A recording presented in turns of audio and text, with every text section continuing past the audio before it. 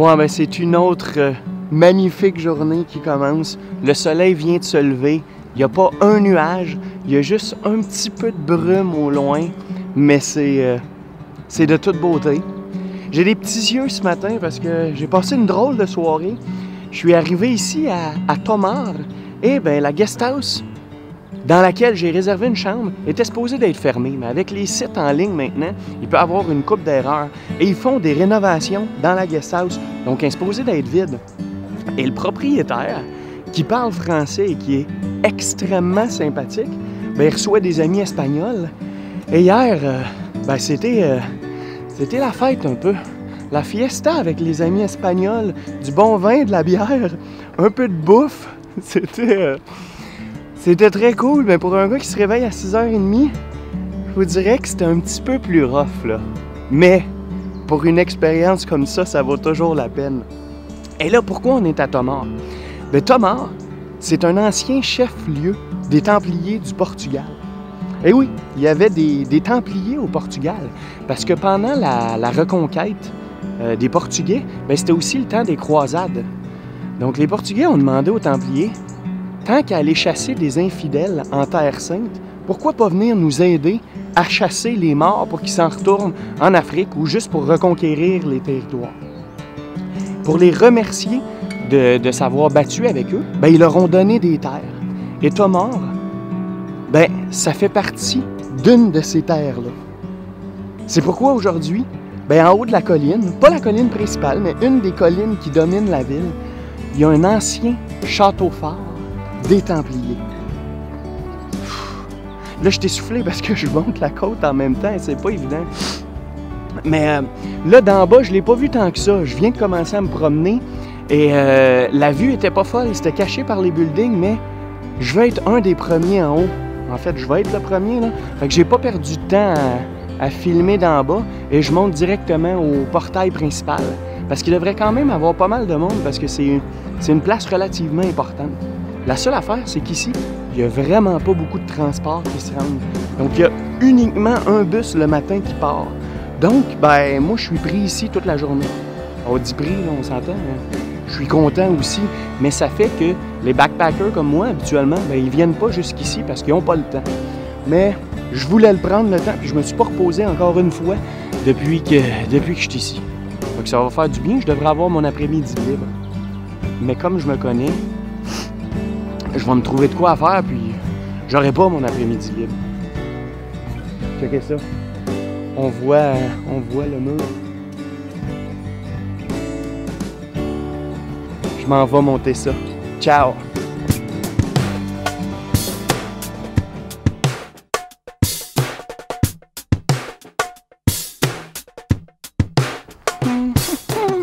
Ouais, ben on y est. Vous voyez ça en arrière de moi? La tour du donjon, l'entrée des murailles. On va attendre parce que c'est pas ouvert. Mais on va tout aller voir ça.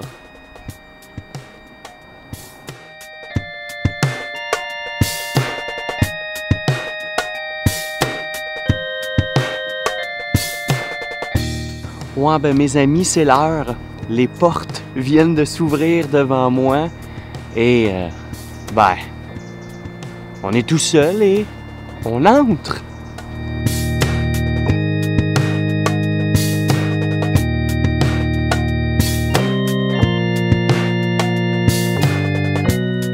On entre. On entre tranquillement dans ce qui est littéralement une belle petite merveille. Un château fort construit par l'ordre du Temple autour des années 1160, sous l'impulsion du maître de la province pendant la Reconquista.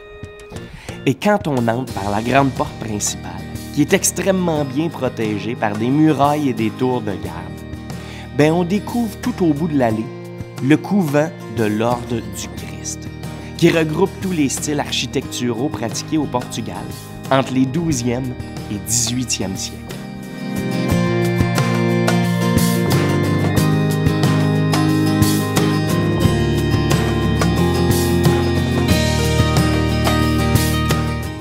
C'est d'une beauté incroyable. Et de pouvoir se promener comme ça, librement, c'est vraiment hot. En arrière de moi, c'est la charola.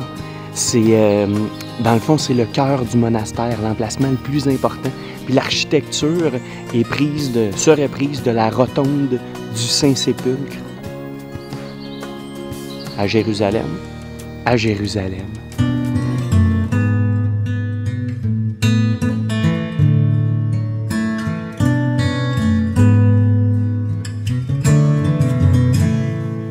Le siège portugais des Templiers est un vaste édifice qui mêle les styles gothiques, manuélien et Renaissance.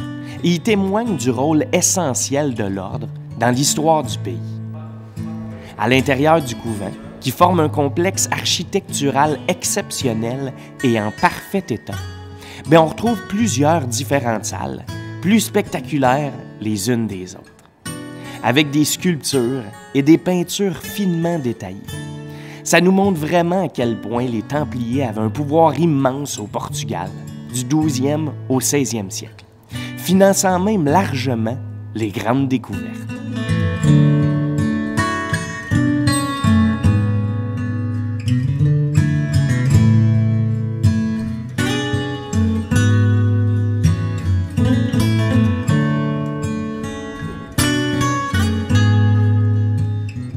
On est rendu à l'intérieur de la rotonde. On peut faire le tour avec les colonnades qui sont peintes avec des détails et des sculptures. Il y a des peintures tout autour. Ils ont mis du temps. Ils ont mis pas mal de temps.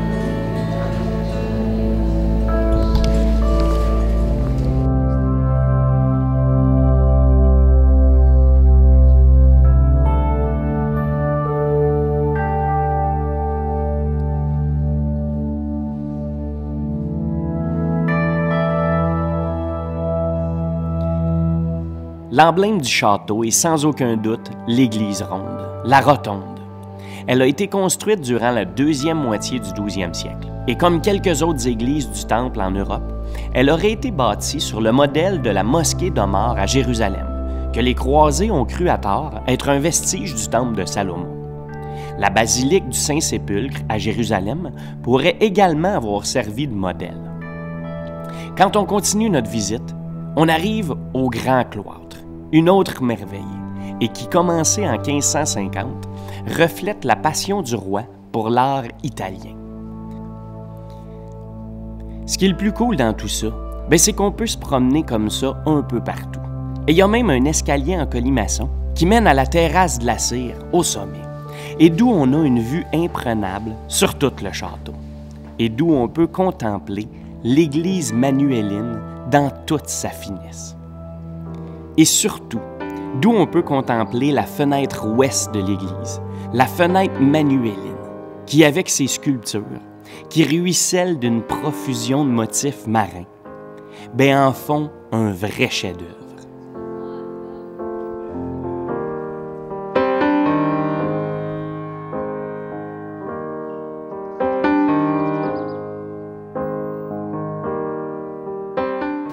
Ouais, jusqu'à présent, disons que je m'en étais très bien sorti, avec pas trop de monde. Là, les groupes viennent d'arriver, les foules sont là, mais quand même, le site est relativement grand. Donc, on est capable d'aller dans les autres places, dans les autres endroits. Ici, c'est fou, là. Je suis sur la terrasse principale d'un des cloîtres, et tantôt, c'était bondé, rempli de monde. Et là, tout d'un coup, tout le monde est parti. On est bien en plus. La forêt, il y a d'autres belles collines autour. Très agréable comme visite. Et le clou du spectacle, là, ce que vous voyez en arrière de moi, les détails, l'art gothique, les sculptures, l'art manuélin, c'est quelque chose. C'est quelque chose.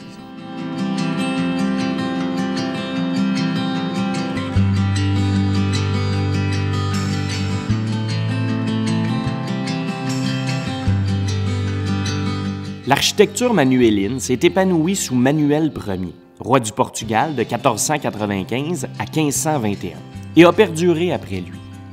En résumé, Ben, c'est essentiellement une variante portugaise du gothique tardif. Il se caractérise par des motifs marins inspirés des grandes découvertes et par la profusion de décorations sophistiquées. Parmi les signes les plus représentatifs de cette architecture, on retrouve la croix de l'Ordre du Christ, la sphère armillaire, la chaîne d'encre, le cordage et quelques autres. Bref, la plupart des plus beaux édifices religieux du pays en portent la marque. Et sérieusement, c'est vraiment de toute beauté.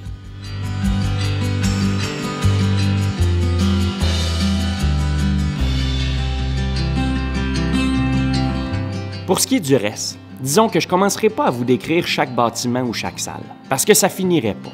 Mais ce qui est cool, c'est qu'on peut presque aller où on veut. On découvre des longs corridors, des salles multiples, un peu partout.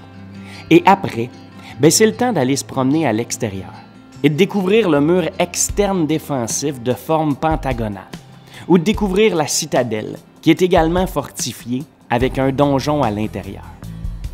Ce qui est aussi intéressant à savoir, c'est que quand la ville a été fondée, la plupart de ses résidents ont vécu dans des maisons situées à l'intérieur des murs protecteurs du château. Un château fort qui faisait partie du système de défense pour sécuriser la frontière du jeune royaume chrétien contre les morts.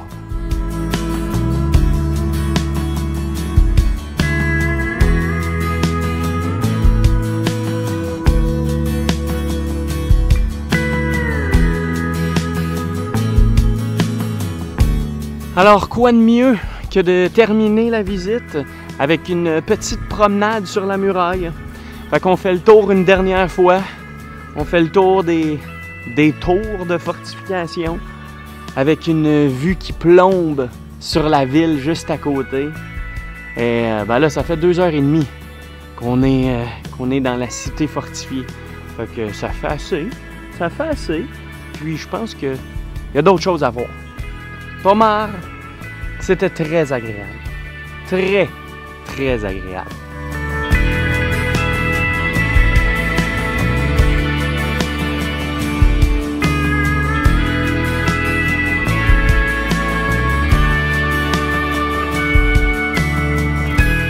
Après la visite du château, il reste encore à aller se promener dans les petites rues de la ville.